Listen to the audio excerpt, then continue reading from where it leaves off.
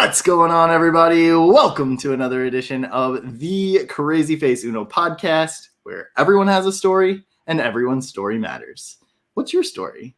If you'd like to support the show and help us tell more stories like the one you're about to hear, please visit us on Instagram at Thee CrazyFaceUno, on Twitter and Facebook at CrazyFaceUno, and visit us on the web at crazyfaceuno.com. There you can purchase items from our online store and donate. As always, I'm your host, Shane McNeely, and boy, are you in for a treat today. It is my honor and privilege to introduce our guest today. Please welcome Francis Becknell. What's up, Francis? Welcome to the show. It's going well, Shane. It's crazy times we're going through, but I'm excited to be on here with you.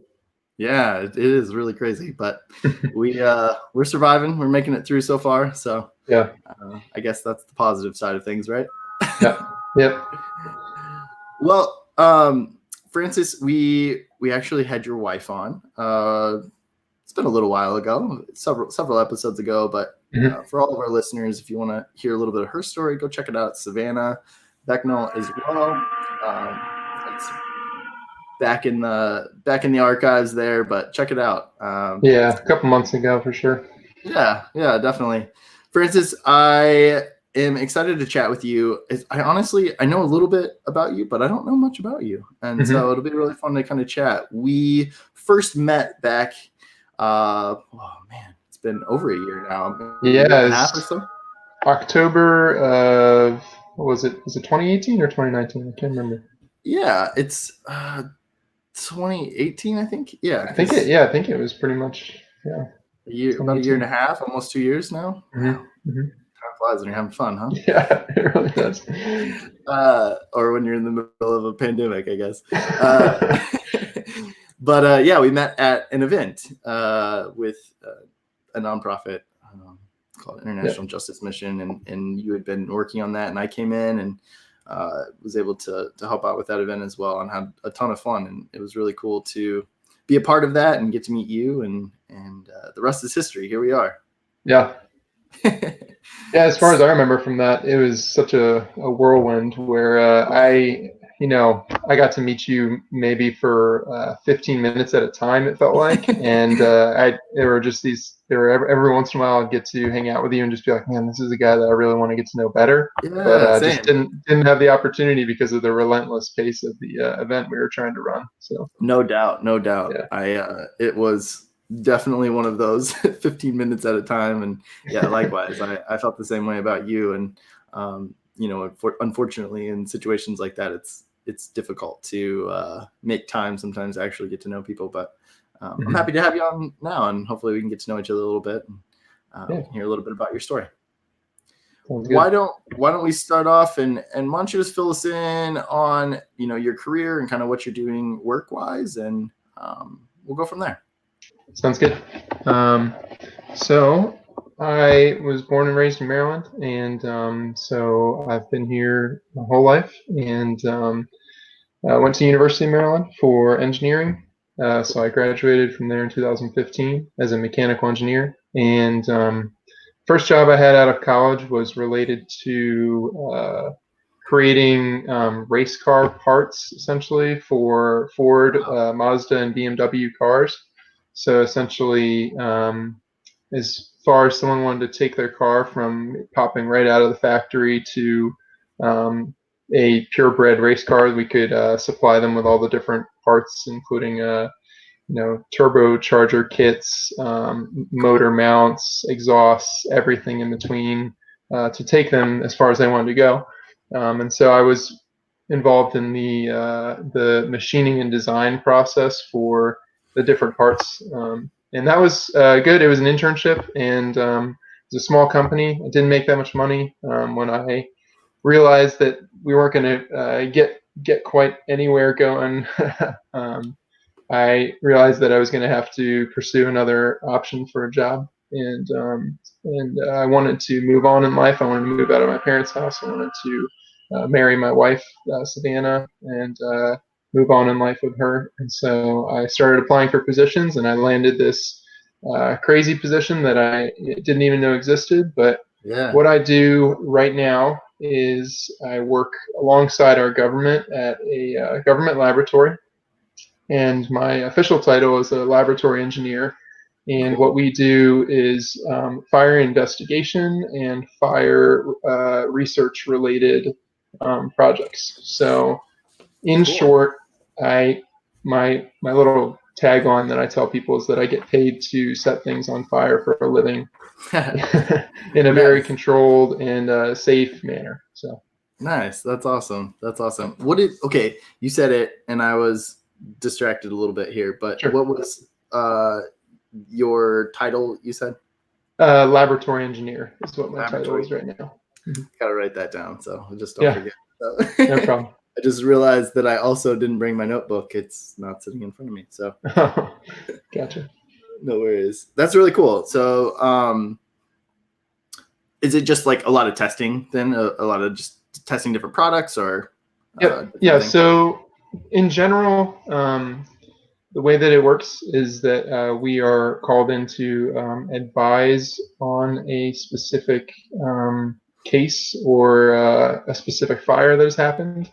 Sure. And a lot of the things that we do pertain to either confirmation or investigation of fire timelines. So say the fire department showed up at a certain time and they saw fire coming from a certain window or something like that. They want to understand how the fire progressed from ignition or from where it may have started to wherever it's gone. And sometimes it's accidental, so we're investigating an accidental fire, and sometimes we're investigating an arson-related fire. Sure.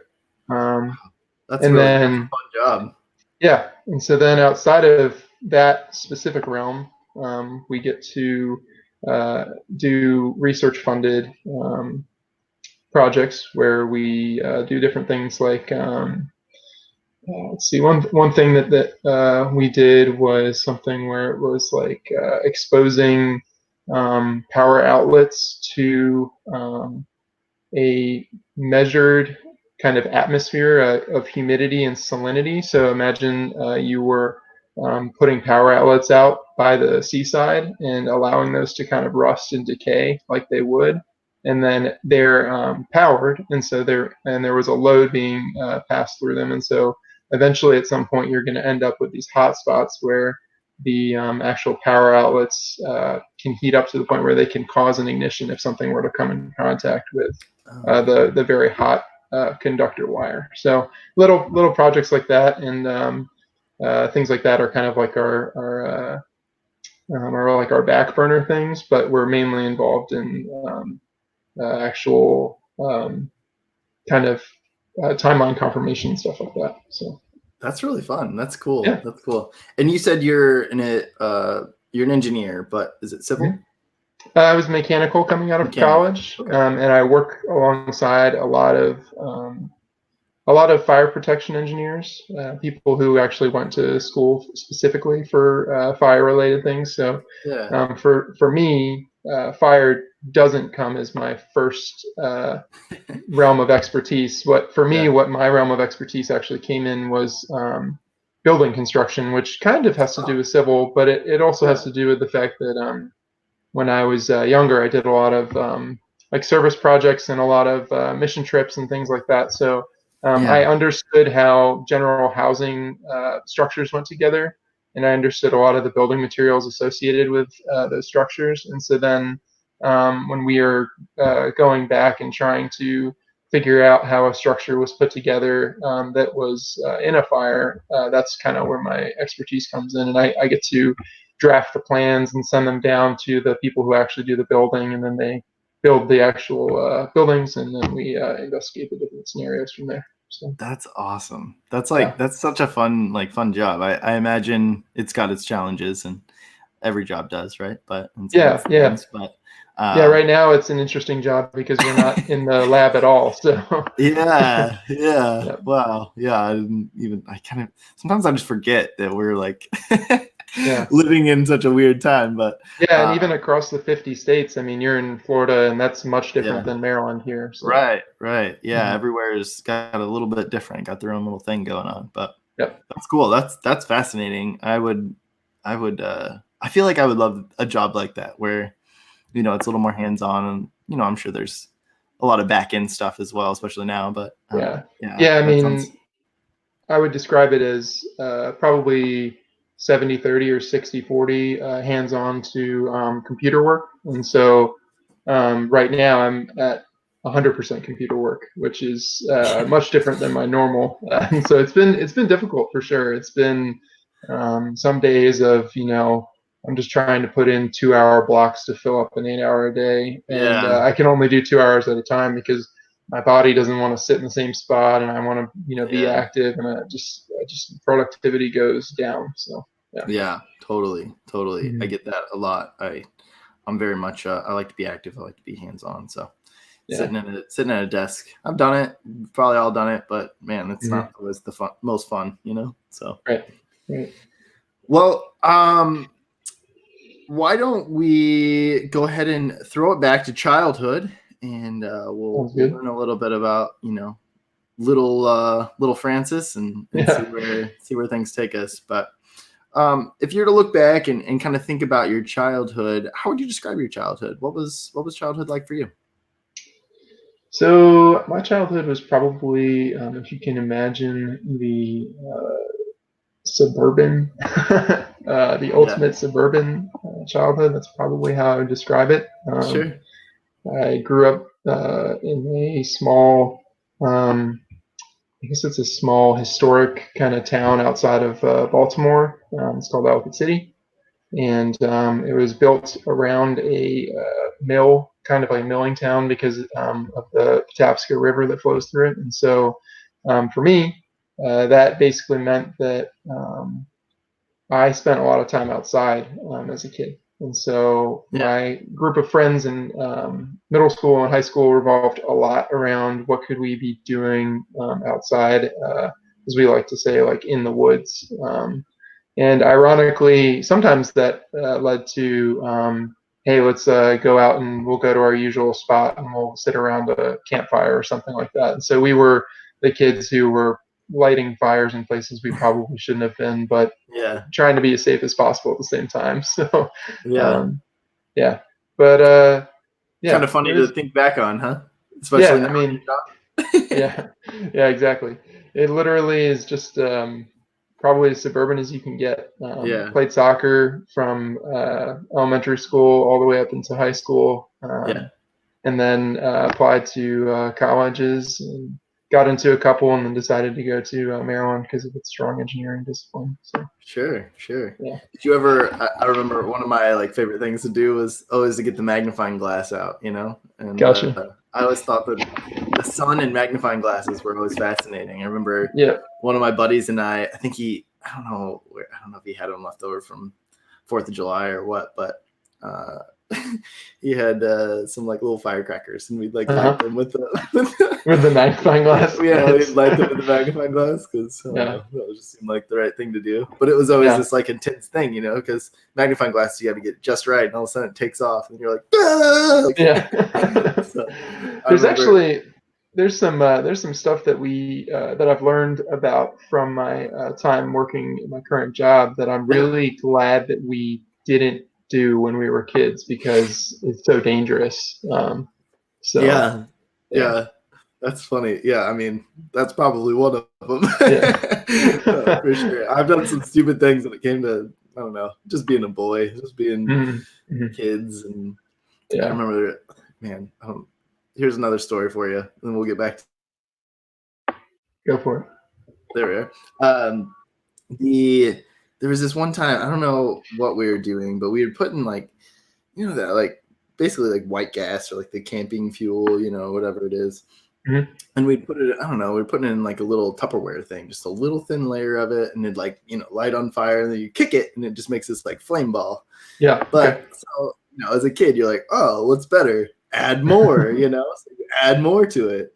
Well, dumb me, we added more, but the key was actually not adding more and just having a thin layer, because when you kicked it, it splashed up the fuel, So I kicked it, great fun, right? Maybe burnt some eyebrows, but my whole I was on fire a little bit, there was fire on my body. And I just remember I like ran, dropped down, and rolled. And my buddies like jumped on me, like super fast. So stupid, but fun times nonetheless. Yeah, the specific one that I'm really glad that we never did was there's this phenomenon called flame jetting, which you can look up, but essentially what it is that if you have kind of old gasoline that's been sitting around in a gas can, and if you pour it onto like an active fire, like say you had a fire that was like dying or whatever, and you're like, oh, I'm gonna, crank this thing up with a little bit of gas, and it's safe or whatever. So you start pouring it from your container, and what can happen, it doesn't happen every time, but what can happen is that the actual flame goes back inside the container and causes the gases inside the container to expand and pressurize, and then it throws gasoline out the front of the container in like a dragon fireball. It literally looks like that. Yeah. And it's fine if you're doing it in a testing, laboratory situation. Right. But if your buddy is standing across the campfire from you, you are giving him third-degree burns because of like that. So I'm really glad that never happened to us. Yeah. Woo, yeah. You even see it sometimes with flaming shots at bars. You see it sometimes now. So now there's this legislation that's in effect where they have this it looks like a little plastic strainer, and it goes inside the orifice of the can or bottle or whatever, and it's called a flame arrestor, and so that prevents that from happening. And so Congress took care of that after like a whole bunch of investigation, but it's something scary. I mean, I'm glad that it hasn't happened to me. Yeah. Thank you, Congress, for saving teenage boys around the country. Yeah. But literally, like, possibly. Yeah. Oh, man. Yeah. So many fun times just playing around outside and being a boy and being a teenager and growing up. But what were some other things you were interested in as a kid? I mean, you mentioned a few there. Did you have any like interest in athletics or instruments, music, or anything like that? Yeah. So my story with soccer was pretty much started getting a little bit more into like the travel teams, so a little higher up in like the end of middle school, and then in high school started doing that. I only played for 3 years in high school. High school soccer is an interesting phenomenon, especially men's soccer. Back when we were playing, it wasn't necessarily about skill, but more about like who could run the most.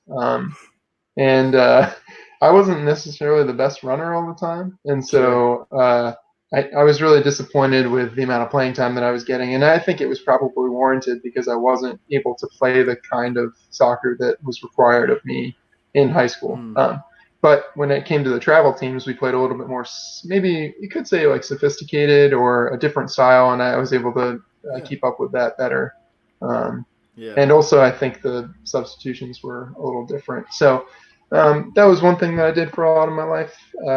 Another thing, like you said, with music, my dad was kind of involved in kind of bringing about I guess if you've heard or seen of like a modern church worship service where it's a little more, there's a band and there's I guess everyone's singing together, and so he brought that to our our large Presbyterian church that I grew up in, and he kind of started it there.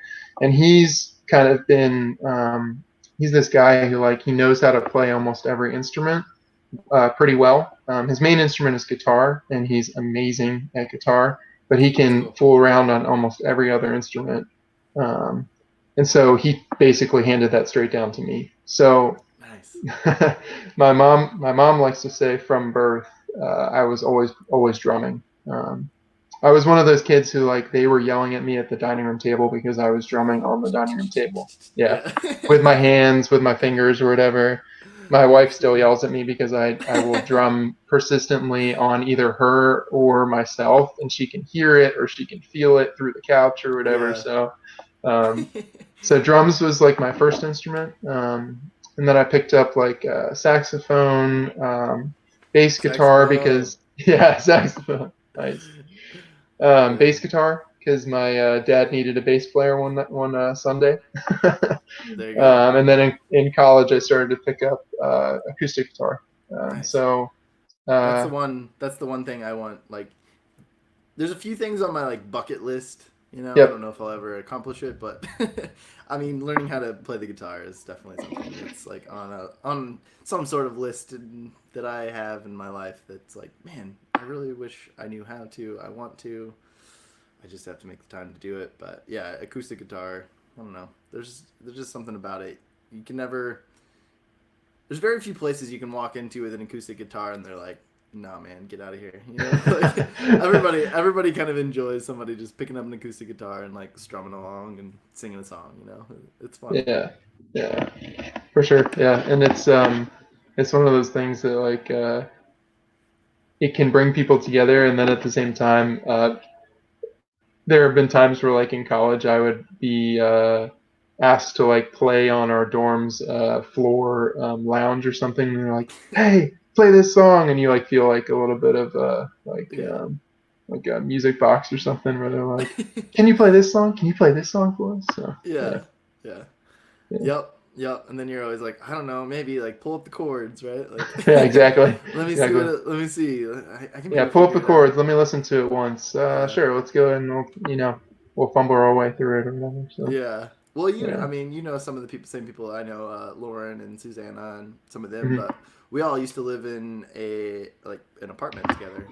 Oh, I did not know Um, that. Okay. they were in different like apartments, but it was in the same apartment complex, and so we'd like come up and we'd go up to, you know, different people's apartments at the same organization that we used to work for, and you know, we'd have the same little like jam session. Somebody'd have an acoustic Yeah. guitar. We'd all have like a phone pulled out with the vocals, you know, or with the words, and we'd just go for it. But yeah, I it's hear always you. fun. Mm. Classic. We were always doing the same thing to those people. Like, hey, can you play this one? Like, do you know this one? So Yeah. I'm right there with you. What did you say you wanted to be when you grew up? That's hilarious. When I was a kid, I wanted to be like a donut maker or like a donut shop Yes, owner. So, I love yeah. it. I say it every time, but it's one of my favorite questions because you just never know what somebody's gonna say, Yeah, and that's going on my list. Dump truck driver was really fun for me as well, but that's donut hilarious. maker Yeah. Yeah, is donut shop. That came from over near where my parents brought us to church. There was this like phenomenal donut shop that was owned by Greek, like a first generation Greek family. yeah. Um, and they just like it's just phenomenal, and they're still going today. They sold it to new owners, and the new owners are doing a pretty good Wow. job of keeping it original. But yeah, so that's what I wanted to be. Yeah. Did you have like any what's the word? I don't know. Did you have any like traditions based on like going there, or like did you go there every Sunday like before church, or you know, something like that, or Yeah, I feel like it was kind of sporadic. Like okay, it was probably two times a specialty month. thing? Yeah, Yeah, I cool. mean it's probably like one or two times a month, but Yeah.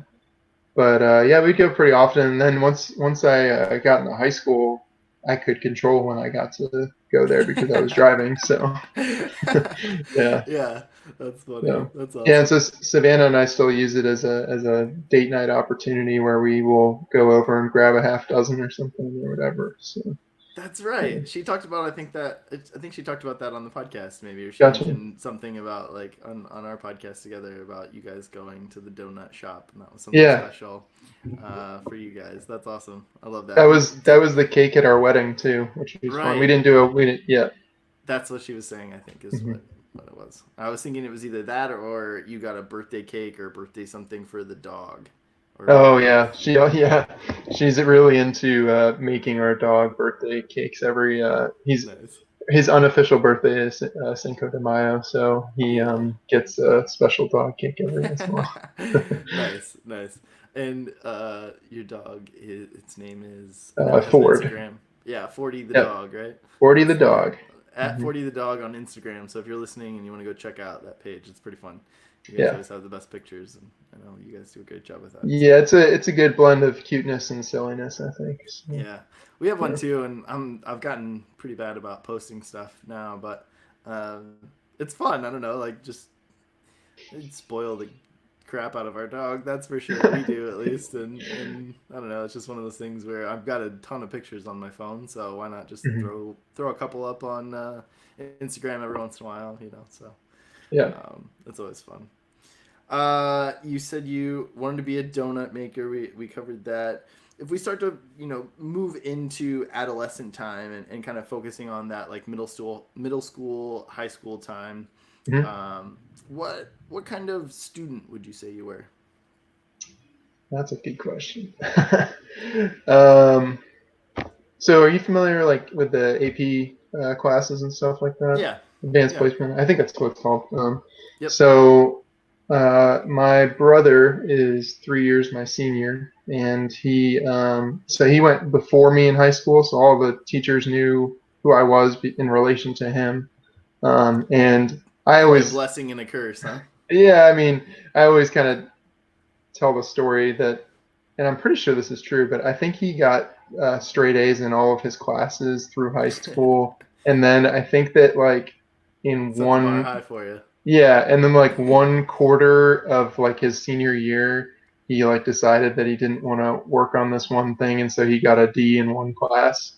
And other than that, he was tied for best class rank, all this stuff with all the best kids in school, and he was took all these AP classes, and I was more I had a good amount of AP courses, but I definitely struggled more with keeping an A average. I was more on the B minus, kind of trying to struggle for a B sometimes. And then in college, I definitely was humbled when it was the first time that I actually received a C on a final for my final engineering course or whatever. So I was an A and B student, probably more towards the B side. But yeah, that's awesome. Yeah, I mean, it's always an interesting thing. I feel like as you get older, I don't know, as I get older, I think back, I'm like, man, I would be a totally different student now than I ever was, I didn't, you talked about soccer and playing soccer in high school, I played sports, and well, it was kind of the same thing. I just was like, well, I tried to do my best on, the academic side of things, just mostly probably because I wanted to play sports, I mean, that was the thing that was important to me, and I did have an interest in potentially playing in college, and so I wasn't a good student either, but I did enough to get by, and as I got older, I'm like, oh man, I could have tried a little harder, or I could have done a little bit more, but I don't know. It is what it is, right? Yeah. I mean, that's kind of how I feel too. And there's so much when I think back on it, mentally and emotionally, state of mind. There were so many things that I was going through in high school and college that I understand why my focus wasn't necessarily on my course load. And so I'm a little bit more gracious with myself now than I probably used to be, where I was like, man, you should have done better. Yeah. And there was this high bar set for me, by my brothers. So. Right. Yeah, totally. Is that your only sibling? Yep, my only sibling. He is married with one daughter, and they live out in Chicago. That's awesome. That's cool. Yep. Do you guys stay in touch? Do you guys have a good relationship? Yeah, we do.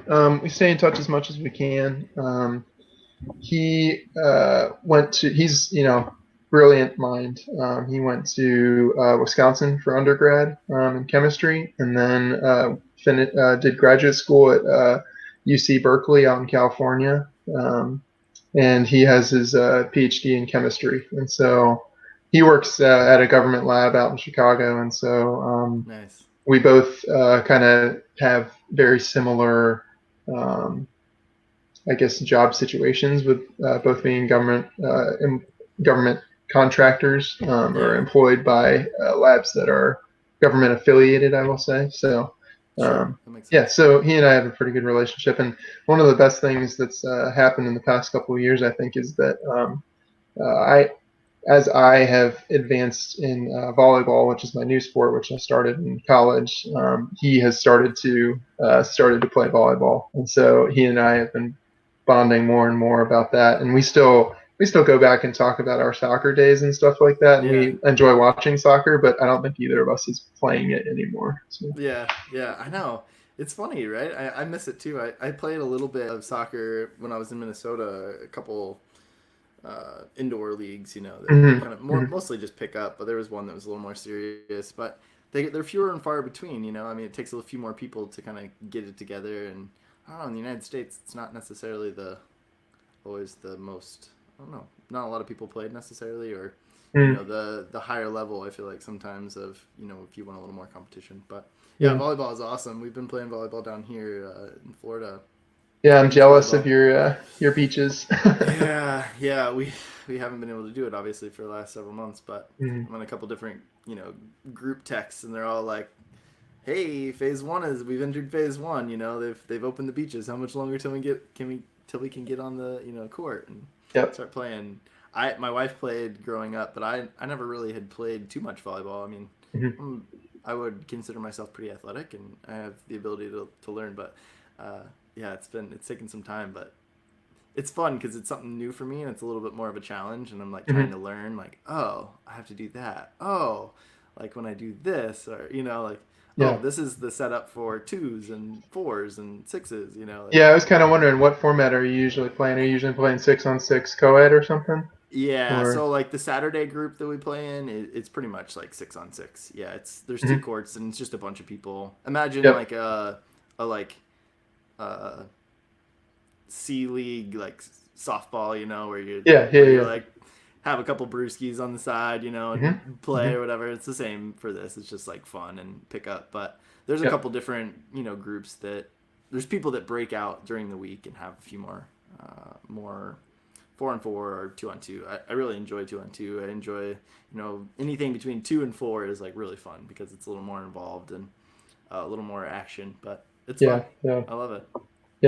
Yeah, up here, because we don't have as many beaches. The closest beach we really have is like a neighbor's private beach court, where if you have, volleyball is such an interesting community. When you get outside of the hot spots of California and Florida, you have these people where it's like the volleyball runs in their family. And so every once in a while, I think there's like maybe 4 or 5 beach courts that I know of in Maryland that are in people's backyards that, they just love the game so much that they decided to construct their own court.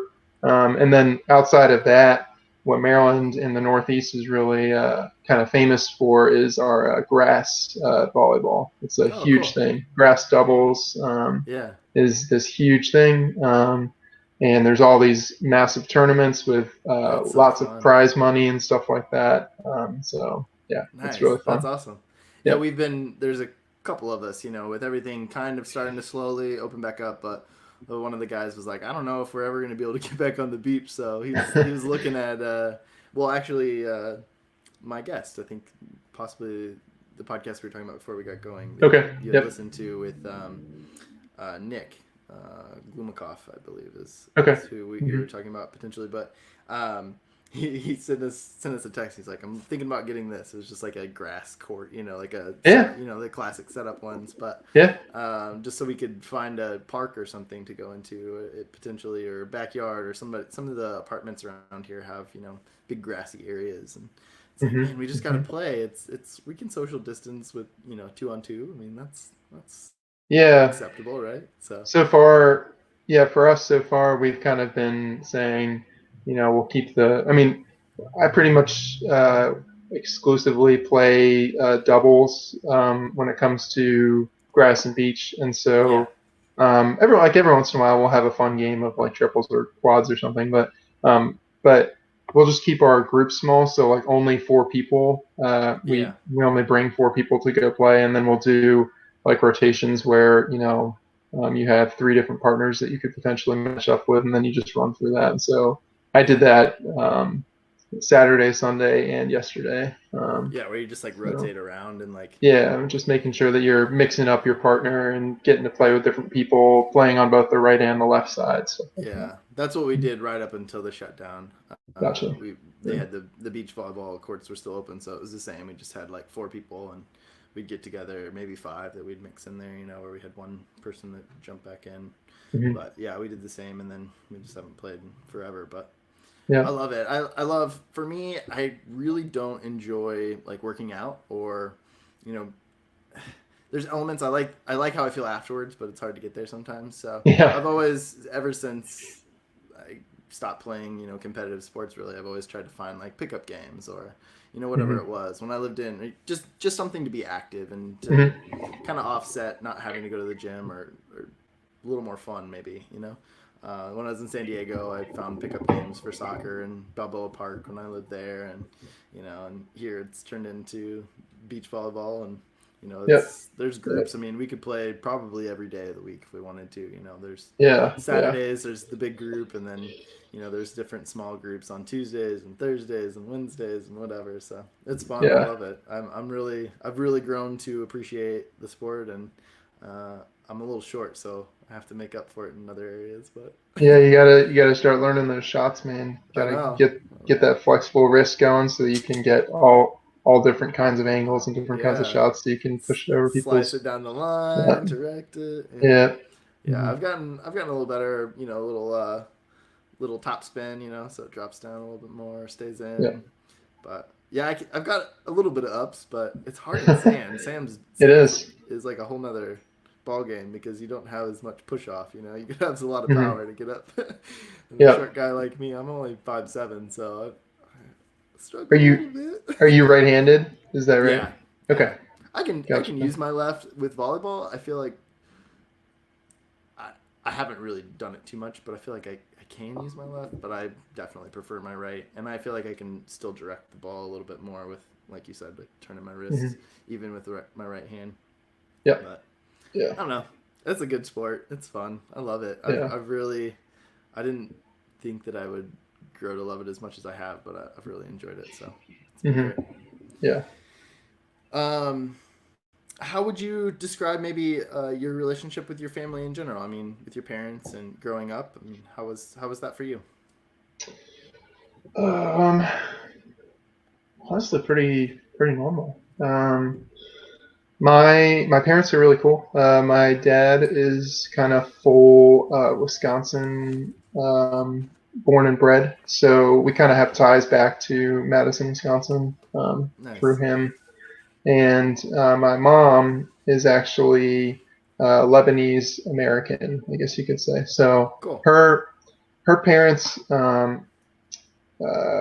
were both kind of, her mother was British, and then her dad was Arab, and so they both lived in Lebanon for a long time, and she was actually born in the States and then immediately went back to Lebanon. And so I kind of have this cool blend of Middle Eastern American going on, awesome. Which is, you can't really see it in terms of my complexion and stuff like that, but yeah. I just cut my hair, but when it does get really long, it starts to get really curly, and mine does too.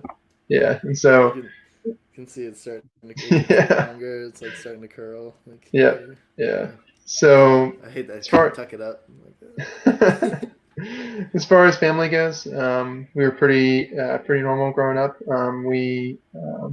One thing that was kind of cool is that we ate a lot of Lebanese food. So there's a kibbe, which is a ground beef and kind of pine nut dish that goes well together. We did a lot of shawarma, a lot of we call it baklava, but it's baklava is like the dessert, traditional dessert from Greece, and so a lot of those countries around that Mediterranean area are kind of shared in their influences and stuff. Making my mouth water. I haven't had food yet today, so I'm like, I just realized, I'm like, oh man, I fixed my wife a sandwich for lunch, but I forgot to do anything for myself. Yeah. Oh shoot, that's funny. Have you been to Lebanon or been to that area at all? Yeah, so the only time that I've been was when I was 5 years old, in 1998. Nice. And so my mom and my brother have been back more recently. I think they probably went back sometime between 2010 2015, somewhere in there, which is pretty cool. But yeah, so we still have. I mean, she's very strongly involved in that community, and a lot of our relatives and our kind of like our friends and stuff like that are very, I guess, Lebanese Cool. in their families, and they've all had kids too who are kind of like first generation Lebanese American too. So Yeah, that's yeah. always fun. My wife, her mom is Chinese, so Oh, gotcha. yeah. So I have through my wife, I have there's different cultural things or different things that we do. Do you have any traditions maybe that your family practices that are outside of the quote norm, of things that Mm, maybe associated with your background or your family heritage? trying to think. Um, I feel like we just have like the normal Sure. traditions, like Yeah, we do. Thanksgiving and Christmas and stuff like that. One thing I will say that we kind of started as a pretty big tradition and is still going today through my dad is that um, my brother and myself, all 4 years of high school, we had this pretty cool mission trip that we went on through a church that was related to house building with Habitat. So we Yeah. would take usually three concrete slabs, and they'd start off in just a slab, and all the high schoolers would descend on this project site where they would the high schoolers would basically be run by professional adults, and we would put these houses to the point where they had roofs on them, the shingles were all done, the siding was mostly completed, the windows were in, and they were kind of like ready for plumbing and electrical and drywall and all Yeah. this other stuff that had to take place. It was just an incredible experience. It was a nine day experience every summer, and it's Wow. called Woods Work because Cool. the church was called Woods Presbyterian Church, and so both my brother and I grew up doing that, and so that was kind of like a family tradition. And so now my dad is actually a part of the adult committee that helps a high school Ah, committee run the trip, and that's cool. they go every summer, and it's one of his big passions now, and it always was one of my passions. I came back as like an adult counselor person in college for probably 3 out of the 4 years of college, and that's kind of like Wow. a big service slash family thing that we do. So. That's a really fun and I don't know, as a young person, as a teenager especially, I think it's really a cool thing to be a part of growing up. Hmm. It's a character. It teaches you values. It teaches you so many things about life, and to be selfless, and that there are people that need a little extra help, and Yep. there's nothing wrong with that. It's just that's maybe where you know you and I think probably see things very similar in the sense that I think that's maybe our responsibility to help out, Mm. and to help people and to love people and to show them that um, yeah, that there's people out there that got their back, and Yeah. they can lean on and depend on, and I think Yeah. that's cool. That's awesome. And it was very interesting too because we went all over the East Coast, so Oh, we nice. kind of came from so like Ellicott City and the place where the church is, Severna Park, Maryland. Those are places that are not wanting for much in terms of financially. Most people are pretty well to do, and they are doing really well. So when I was in high school, 2007 through 2011, we were kind of running into the financial crisis. And so we went all over the place, and we went to like Twinsburg, Ohio. We went to Hartsville, I think that's South Carolina, a place in North Carolina. And you really start to understand that like America is made up of so much more than just where you live, and there's Yeah, so many uh, more complex communities around, and that people were really affected by some of the things that happened with the stock market and with the economy kind of crashing back then, and yeah, and we just didn't see it because we were doing fine in our our Maryland I guess suburban bubble. So yeah, yeah. yeah. And I mean, we're kind of experiencing something similar to that. Maybe even Hmm. worse and more severe. So Yeah. yeah, I mean, hopefully we can. When we get outside of all this and we can be safe about it, we can really dig in and do some good work and help people out. And Mm-hmm. I don't know, hopefully everything will turn around. And I don't know, it's a lot of unknowns right now. We just don't know what things are gonna look like, but we know it's not gonna be good. I feel Yeah. like so. Yeah. Yeah, crazy. Yeah, that it's such lessons you learn in each of those experiences. And I've done several different mission trips and different things like that. I actually, when I was in college, I worked for a company called YouthWorks.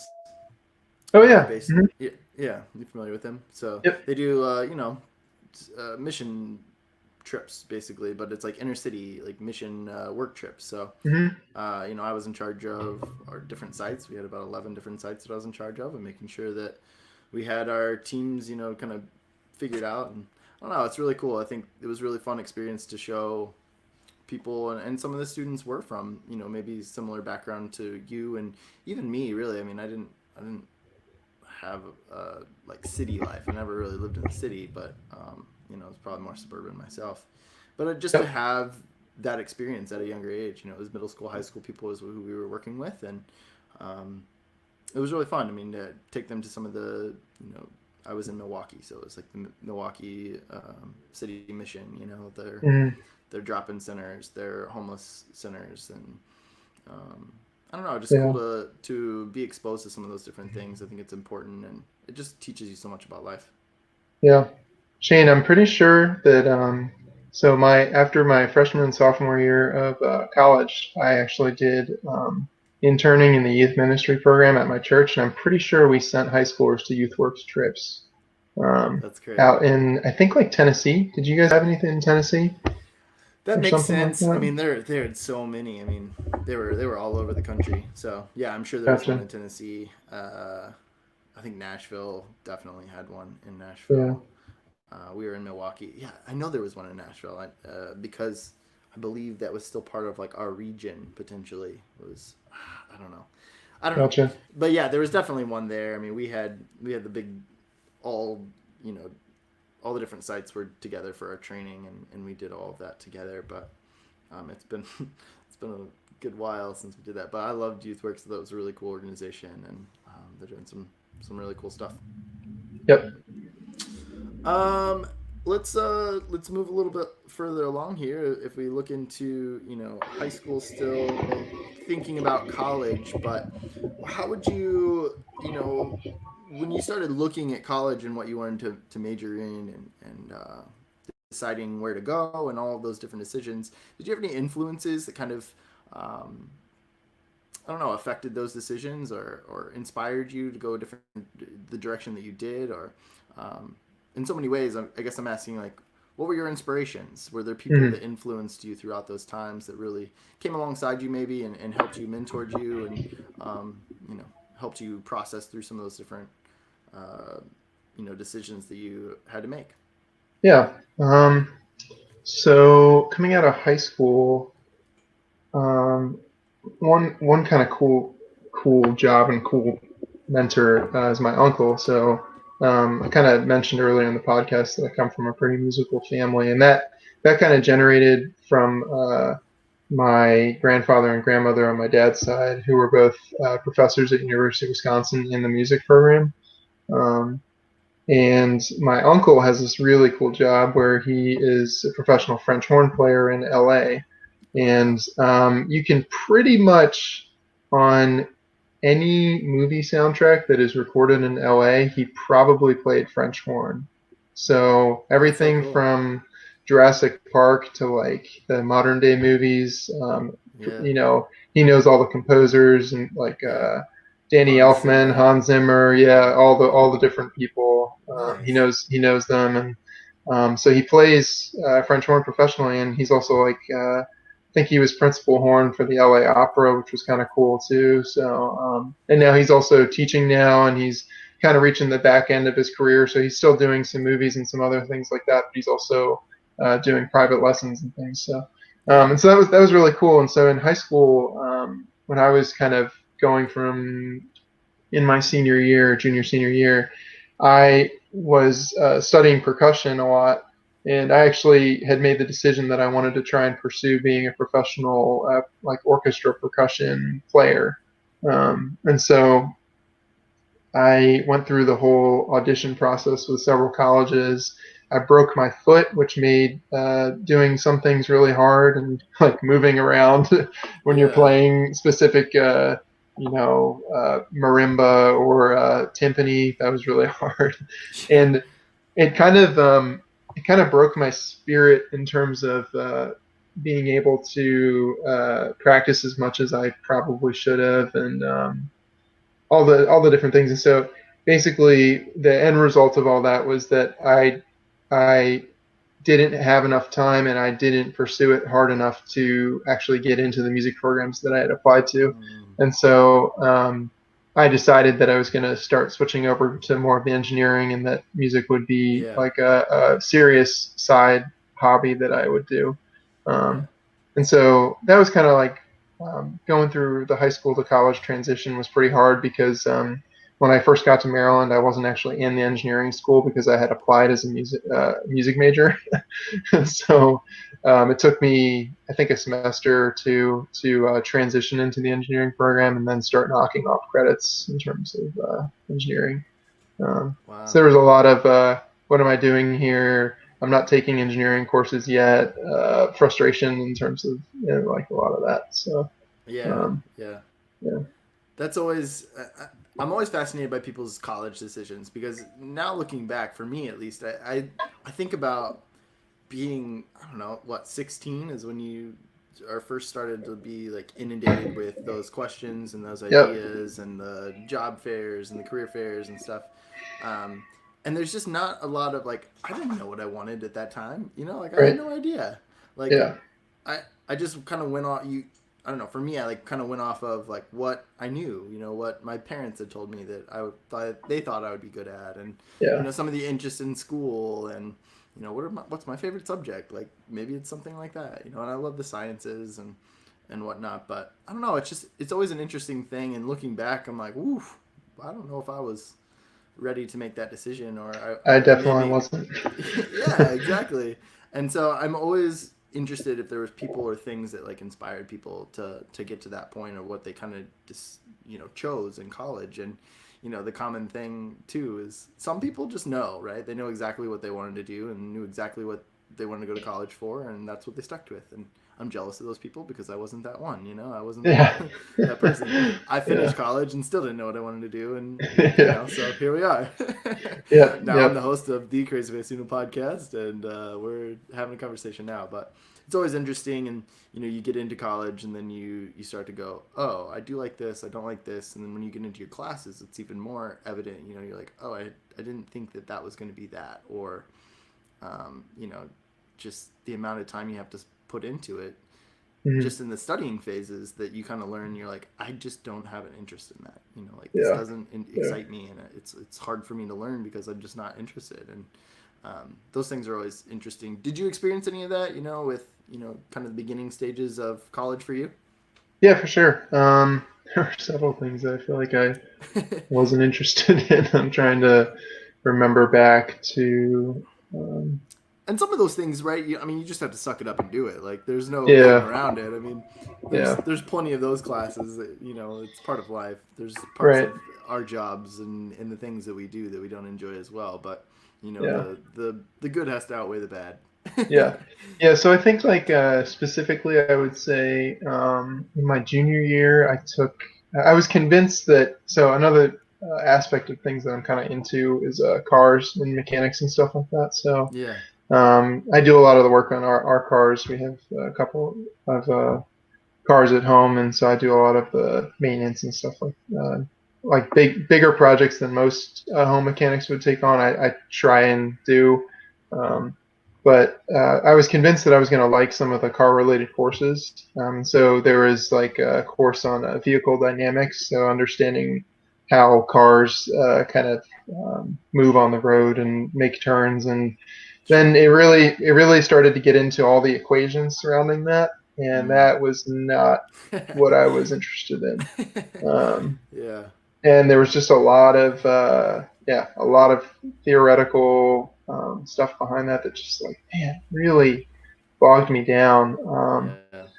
And I think what I learned was that I was more interested in working with my hands on specific car-related projects, and I wasn't necessarily interested in the theory and everything behind it. And so now, as an engineer, I kind of consider myself an engineer who has been taught how to teach himself new things. And so I'm kind of this widespread jack of all trades, master of none kind of thing, where I'm pretty good at a lot of different things when it comes to engineering, but when I don't know something, I can generally start to teach myself some of the basics of it, and look for mentors and stuff in that role. So that's kind of one of the things. What a skill to have, you know. I mean, it really is. It's something that it's never gonna not serve you, you know. Like, even if you decided not to do what you're doing now, I mean, there's so many different things throughout your day to day, like outside of your job, that you probably use those skills as well, of just kind of knowing and understanding like how to teach yourself something.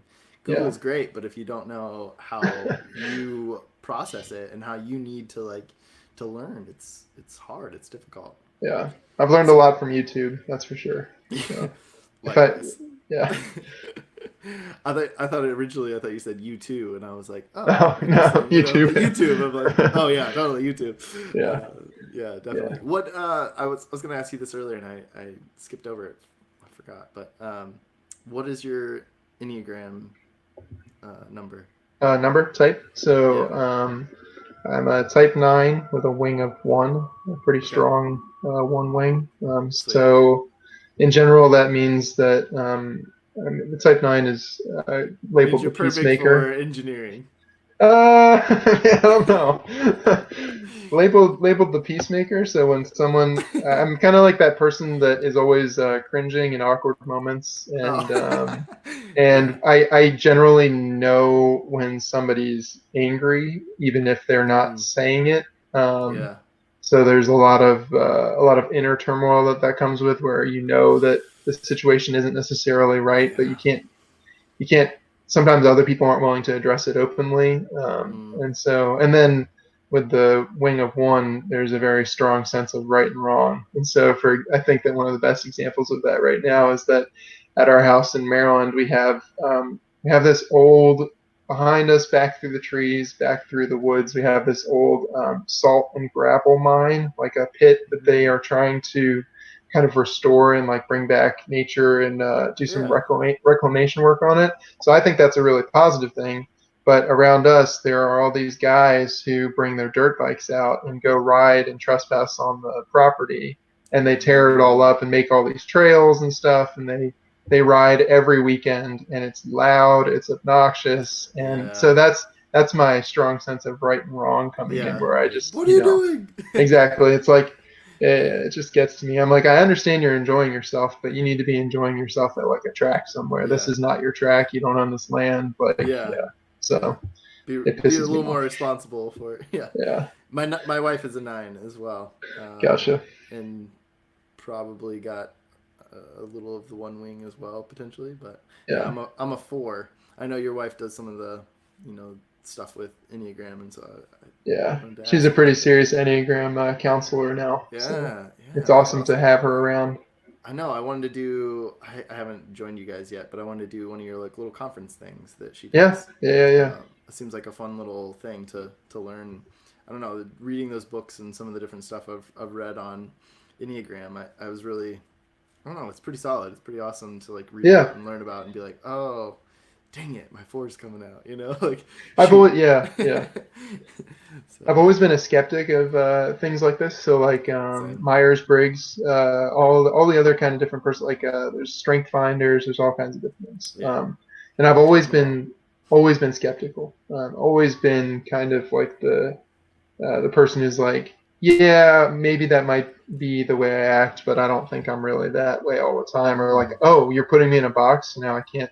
So that's the part I don't like. I don't like being put in a box. Well, that makes sense because you're a 4, right? Makes perfect sense.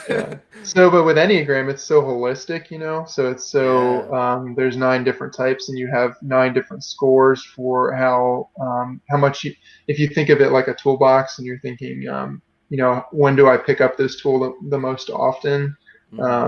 That's kind of I guess I love that analogy too. There's several that I really enjoy, but that yeah. one's great because it's true. It's not that you don't use all the tools in your toolbox. It's just that some of them are specialty items that you only pull out on special occasions, and Yeah, we you had can, this whole series at church where we did a Sunday for every Enneagram type, and then there was a tool for every Enneagram type. And so I yeah, think I'm trying to remember what the 4 was. I think it was either like a paintbrush or something like that. Just because it was so like individual, like you could make it whatever you want. But my right, favorite one was for a type 7 who's kind of the adventurous, like the always wanting to have more hobbies. The type 7 was yeah. the beer after was the name of the tool. It was the hey, let's go party, and once we Yeah, finished it, it was the beer after. So, yeah. I love yeah, that. That's fun. Yeah, yeah. sevens. It's hard. It's. I feel like they're generally one that pretty easy to figure out because they're just they, adventurous and out they show there. themselves pretty quickly. Yeah, yeah, I love it. Yeah, That's great. That's yeah. cool. College. Let's keep going with college a little bit here. Do you have any solid memories? Anything fun? Mentors maybe or things that inspired you throughout your college days? Let's see. College was filled with a lot of studying, a lot of highs and lows. I'm trying to think of um, any stories from it. I think that one of the big things that happened in college was that I picked up volleyball, which was a huge, huge thing. Yeah, I never played seriously until junior year of college was when I first started playing seriously, and I started playing indoor. yeah, And what happened was I had been asked by a friend who was actually on the Maryland men's club team to come to a practice just because I was tall, and he said, "Hey, you want right. to try it out and see what you think?" And so I came, and I didn't even understand that in indoor there's this whole system, and there's setter and Yeah, libero, and there's all these positions and stuff like that. I had no real knowledge of that, yeah. and so That's me. we I were don't have any knowledge of that.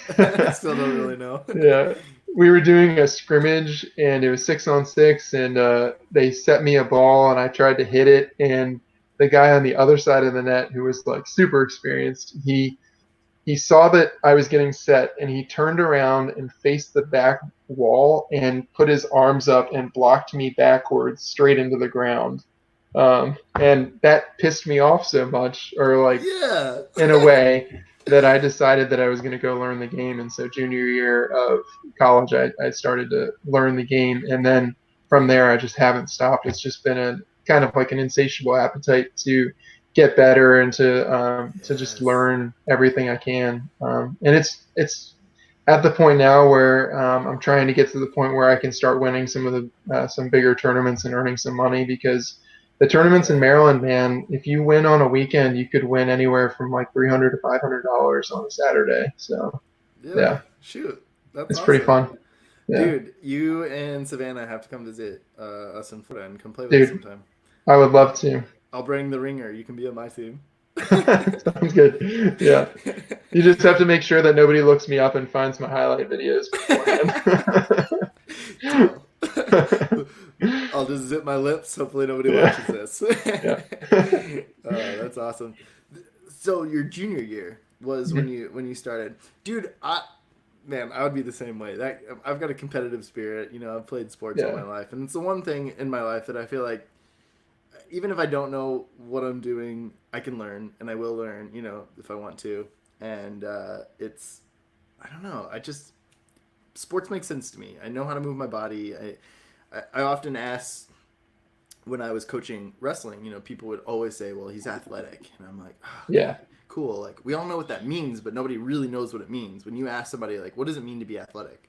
Like, what are the traits? What does it mean? And yeah, so I tried to find a definition, my own definition for that. And the way I describe that is, it just means that you understand how your body moves and can move it the way you want to, yeah. Yep. and it's just I don't know, it's that skill of just being able Yeah. to take what you see, put it through your brain, and then make your body react to the way you want it to. And Right. I don't know, Yeah. man. If somebody did that to me, I'd have been fired up too. I'd have been like, all right, let's go. Like, Yeah. really, Recently, I've been doing some stuff where I've been feeling incredibly unathletic. Like just like you, I feel like yeah, I know that like I can put my body in a certain situation or sure, make it move in a certain way. And there have been some things recently. So like, I've been kind of on this journey since last year where I've been trying to increase my vertical jump, mm, and a lot of people say that it has to do with genetics and kind of the different muscle twitch fibers that you have. But then yeah, there's this general opinion that if you train hard enough, that you can train to within 6 inches of your kind of your given ability for your genetic makeup. hmm, And so right now, when I'm jumping off of a hard surface and I'm warmed up and everything, I can usually touch about 11 feet, maybe 11 feet, 1 inch, 2 inches, something like nice, that. And that was yeah, kind of where I was at in college too. And I okay, would like to get to the point where I'm touching more around 11.6, 11.7, because that's more where the professional players play at. okay, Um, and so I've been on this journey of trying to do all the different training and flexibility and all the different mobility things that you do for working on that. And the one thing yeah, I've been doing recently is Olympic weightlifting, and I just feel sure, so unathletic trying to learn how to do some of these things. yeah, It's yeah, just it's a foreign it just it's a foreign concept to yeah, my uh, body because I've never adventured in it before. So right, right. you I just mean, yeah. is part of that? I mean, I know a lot of your power comes from like squats or like a box squat or like the Hmm. lock, like the what's it called, locked box squat, where you're Yeah, like, something. Hmm. yeah, whatever, but deadlifts kind of thing, like Hmm. uh, those types of things where you get a lot of your power. But I imagine, it's you got to think holistically. So I'm sure that there's different components to that as well. What are Yep. some of the other like lifts or whatever that are, I Yeah. guess, maybe geared towards height and jumping and getting to that Yeah. 11 In 6. general, I think that there's a lot that has to do with that. There's a lot that has to do with your body's potential to change speed and momentum into like horizontal speed and momentum into vertical. Yeah. So how do you actually go from a 3, 4, 5 step approach and actually translate that into vertical rise and bringing the trunk of your body up into the air? And so Yeah. that has a lot to do with arm swing mechanics. It has a lot to do with um, honestly, it has to do with like controlling your center of gravity, Yeah. just being strong enough in all the different areas that you need to be. So for me, what I'm trying to work on right now is to start doing some of the Olympic lifts. So that's the clean and jerk, and then also snatch. So starting with a barbell on the ground and raising it overhead after it has contacted your hips and you have brought it up overhead, and then Okay. for the clean, you're bringing it into a front rack position so the bar comes up over your shoulders. Yep. And Okay. so just working on that because I'd worked on deadlifting, I'd worked on all the different back squat, different variations and things like that. And so with machine.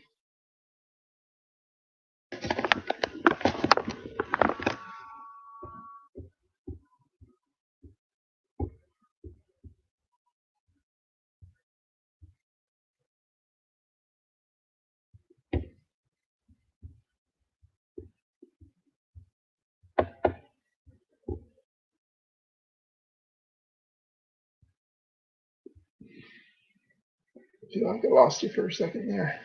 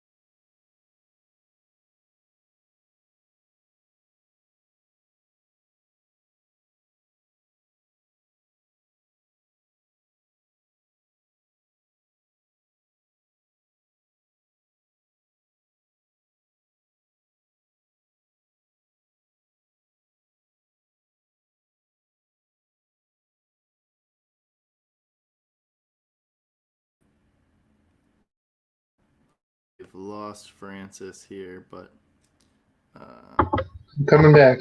hey, there he is. Hey, sorry, man. No, you're good. You're good. I think it was something on my end as well, so no worries. Gotcha. Mine was gone. I think it was internet connection is what I had a little pop up here. So, hey, What was the last thing that you heard? What was the last question I asked? Oh, you're talking about cleans, right? And Yep.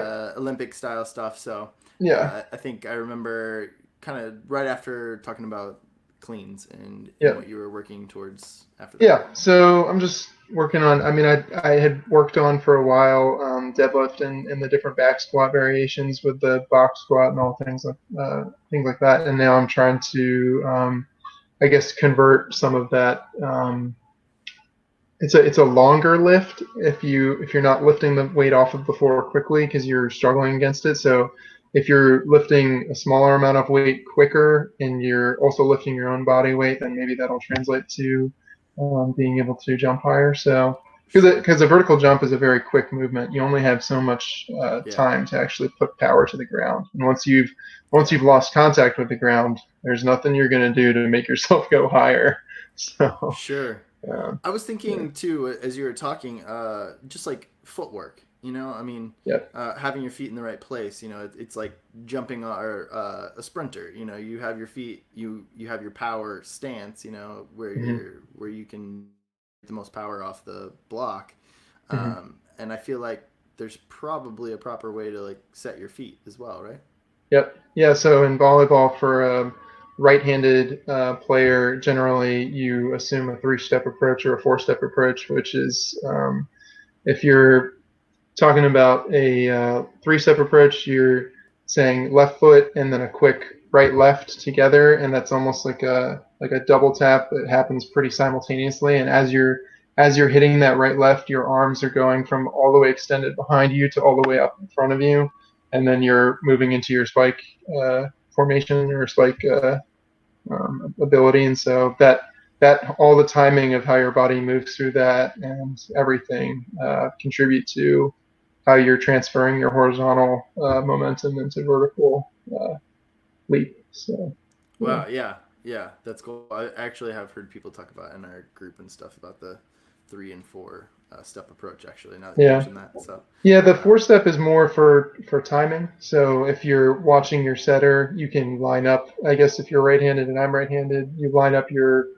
first step is your right foot, and you line that up for when the ball contacts the setters, either hands or bump set or whatever, and then you have time to adjust with the next 3 steps to wherever the set is. So that's kind of the thought behind it. Gotcha. We're having a little technical difficulty hearing you here, Francis, but hopefully it clears out here. Gotcha. But yeah, that makes sense. The timing is always it's always a thing in volleyball, especially is the timing, right? From your setter to when to make your approach and not to be at the net when they set it to you, but to be able to like come to the ball versus it arriving and being wherever it is. Keeping the ball in front of you. It also allows you to adjust too. I mean, a lot of the times, especially on Saturdays, it's a hodgepodge of people and skills, and so when you've got somebody in the middle that doesn't really set very well, you never know where the ball's going to be. So you want to be able to make sure to get to where the ball is once you see it going there. Not to mention when you're playing outside, there's wind. So did you hear that? A little bit. It's just kind of choppy, but I can interesting. Not sure what's going on. It could be on my end too. I'm not exactly sure. I was just going to say that when you're playing outside, there's wind that you have to deal with. Oh yeah, wind is like always a thing for sure, and especially coming off the ocean. You never know like what it's going to be from day to day or from moment to moment. Sometimes you get those little gusts and you're like, nothing I get done about that one. Yeah, exactly. Well, Francis, let's keep going here. We've got a few more minutes before we'll close things out. Kind of looking at the path after college. Did you feel ready to kind of jump into the workforce after college, or was that something that was still a little bit of a struggle, or did you know kind of the direction you wanted to go when you were graduating? What did that look like for you? I did not feel ready. A lot of that was probably my own. Honestly, I just didn't take the steps that were probably necessary. So there were probably multiple career fairs and job fairs that University of Maryland had held, and I just didn't attend any of them. So Yeah, the job fairs you're talking about, you didn't right. attend any. Yeah. Yeah, I didn't make it a high priority to do that. Sure. And that was a mistake. And so Looking back, you think it was? yeah, You wish you yeah. would have? Yeah, because I definitely should have gone and tried to figure out, okay, here's all this knowledge that I've taken from 4 years, and now how do I want to go apply it in the workforce? And Seeing the different options and different ways you right. could have applied. Yeah, totally. Yeah. That makes sense. And you said you did mention kind of what you had jumped into earlier on in the show when we first got going. What was your first job out of college?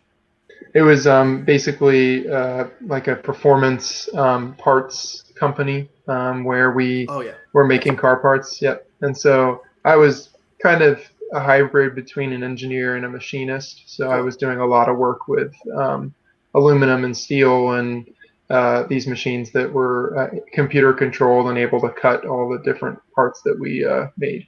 So, Yeah, that's fascinating as well. yeah. When did you meet Savannah? How did?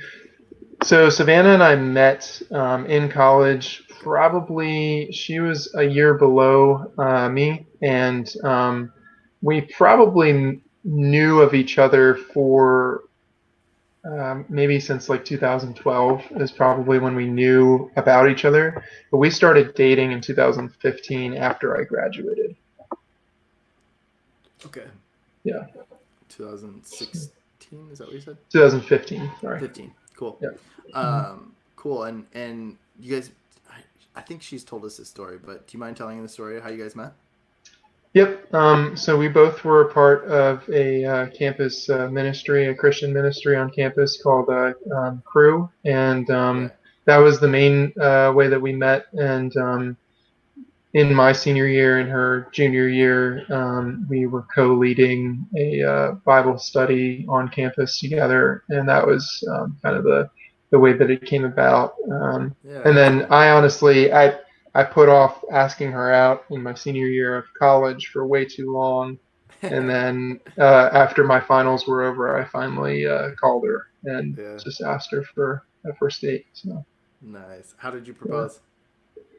I proposed. So she was working in Milwaukee for a year, and I think that we both knew it was coming. It was after about 2 years of dating, almost exactly on the dime. Yeah. And I told her that I was coming out for a trip to see her, and I told her the day that I was coming. And then instead of arriving on that day, I arrived a whole day early.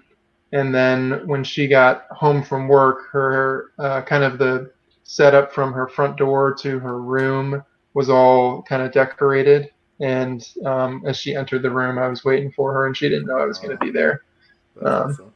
I think the best part is that she was feeling really sick, and so, so Yeah. Yeah. yeah, You win some, you lose some, you know? it Gotta doesn't win them always go all. as expected, but Yeah. she was more than happy that I was there, obviously, and then we got Yeah. engaged, and That's yeah, awesome. so I remember us talking about that now and her being in Milwaukee and all of yeah, that. we That's love Milwaukee, and it's so cool that you so have ties good. back there too. Yeah, it's such a great place. Like it really is. It's another underrated place that people don't really, talk about or think about, or you don't really hear much about Milwaukee. It's those like northern states, northern cities that I don't know. I don't know what it is. I don't know if people are just scared away by the weather or what, but Yeah, yeah, they're great places. I mean, at least hmm Milwaukee's great, and I loved it. I really miss some of the things about it. If you like coffee, great coffee shops. great coffee. Yep, Yeah, yeah, some yeah, fun places, and it's just this like small, big city with a small town feel. These like little yeah. burgs, these little neighborhood kind of spots that are great. So Not super dense in terms of no, population. It's just no, everything seems like it's 20 minutes from each other, so it's a good yeah, time. Yeah, yeah, it's awesome. Um, let's kind of move along here, and we'll work towards kind of closing things out, sure. Francis. And if you if you look back on, your life, is there anything that kind of sticks out to you that's just like a highlight, that's something that you really appreciate and really really value about growing up and your life thus far? Think really quick. I mean, I think that I probably would get in trouble if I didn't say that I appreciated meeting my wife. Um, Good save. so Good that's save. probably like my number one in terms of she really is my life partner in terms of I always tell her this, and I told her this last night, that she brings out the best in me, Mm. and then she responded with, and I bring out the worst in you too, and I'm like, that's also really true, and then I have to apologize for that and Yeah. work on that. Yeah, I'm right there um, with you. I may or may not have had to apologize this morning myself, so I get yeah, it. yeah. And then I think the other thing I would say, it's kind of been a theme through my whole life is, you know, I know that Savannah probably might have talked about this too, but I would kind of describe myself, and it's kind of been a theme through our podcast. So we're both Savannah and I are both Christians, but Yeah. I think that we're a little different because we're more I guess open-minded and I guess a little more modern now. Sure. I feel like I would label myself as a struggling Christian, like a perpetually struggling, like Yeah. always struggling with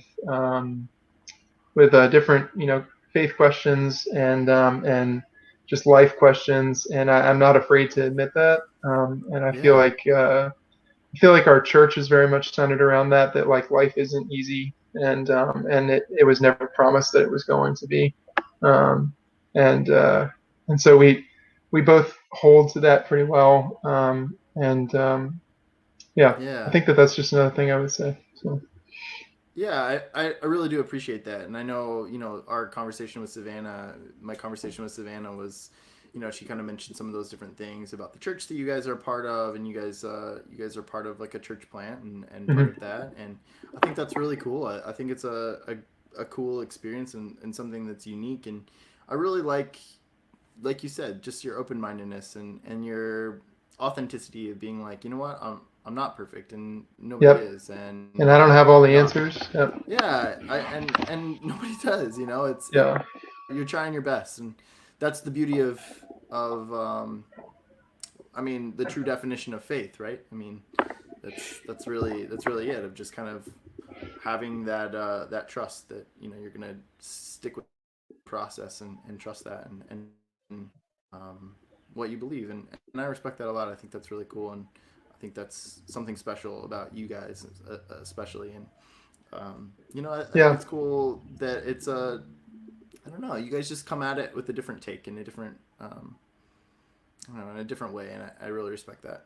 Yeah. I mean, my one of my number one things is that I'm an engineer and I'm a scientist, and so I can't be a science denier. Like it's just not in my person to be that kind of Christian that you might hear about, Yeah, where they're just kind of pushing things off to the side and saying, it didn't happen that way or whatever. And so for yeah, me, it's just been very much just like um, a process of like feeling like there is more out there, and like and coming to certain totally. conclusions, like about being out in nature, being like, yeah, I think that this world was created in some way, whether that was 7 days or 400 billion years or whatever. Right. But so yeah, so just being that kind of open-minded, science accepting, yeah, Yeah. just willing to talk about anything, kind of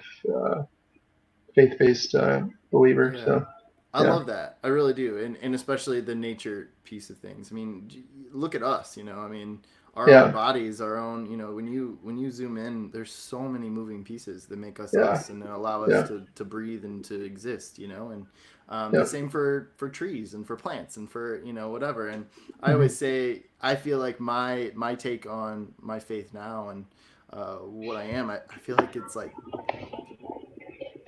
I don't I don't not believe in God. I just think that my view of what God is different than the evangelical Christian God, Yeah. this big man standing up, father figure, whatever. And I don't believe that. I don't agree with that. I don't think that's I right. hear you. Yeah. Personally, Yeah. and it's funny because there's a NPR, I think it's like This American Life episode on trees that they Okay. had, and they talked about, I've talked about it a couple times, and I don't ever have the name of the podcast that it was on, but it was fascinating. I'm just talking about the different ways that trees and plants, and specifically they were talking about trees, but how they interact with their environment and how their root Hmm. systems interact with fungus and microorganisms underneath the soil to share resources amongst each other. And they did like a whole study and this whole thing on, they like put radioactive something in the soil, and then they Sure. watched Okay. where it went from there in one Where it specific area. dispersed. Yeah. Hmm.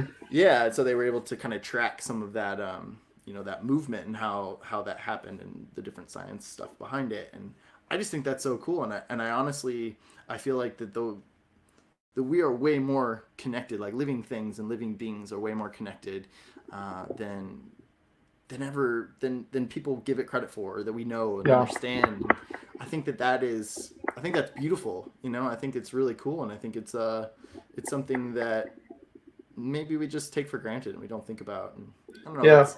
I know it sounds so silly. It's like from a podcast or whatever, but it's really one of my, like, I feel like my religious beliefs kind of like shifted things because of listening to that and thinking about things just in a more deeper, in depth, Hmm. maybe it's scientific based approach in some ways. But yeah, I don't know. I have different views. I don't call myself a Christian, but I keep saying it because a lot of my friends are Christians and a lot of my friends come from that background. But for me, it's that I don't care what you believe. Like, that's cool. Hmm. And I think it's really cool for me now as I get older and as I come out of my evangelical Christian roots a little bit, where I look at that and I go, I don't need to defend myself anymore. And I felt like I did a lot, in the Yeah. Christian faith. And Yeah. growing up, I just felt like I was always trying, like, in the conversation of being that classic evangelical Christian, where you're having conversations with people about your faith and all of these different things. I just didn't necessarily, I felt like I was defending myself versus I was like telling someone something. Yeah. Yeah. And now I get that from the Christian community, where I now feel like I have to defend myself against what I don't believe, and for me, Yeah. I just am over that. And to be completely honest, and I'm like, you know what, I don't, it's kind of a weight off my shoulders. I don't really have to Yeah. I don't think about it all the time. I don't need to. I can live my life and um, I love people, and really honestly stick to a lot of my values that come from the red letters of Jesus, and what that means to be, a Christian in so many ways. That's where my values, that's my foundation. And Hmm. it's still part of who I am. It's just I don't see things and I don't view things the same way. Hmm. Yeah. There's something about the modern church that really fails to allow people to both struggle and kind of question out like inside of their own faith bubble. Yeah. There's like you were saying, like the personal or like the kind of the attacks of like um, people saying to you that like you're struggling with doubt and that's like an issue. For us, Yeah. that's not an issue. For Savannah and I in our church, we encourage people to like to delve into that and to struggle with that and to walk through that. And I'm just kind of in awe of where you're at now. It's really good. Yeah. I really think that I mean, obviously you've put a lot of time into thinking about this stuff, and I could Yeah. never fault you for not doing that. So, Yeah. um, Yeah.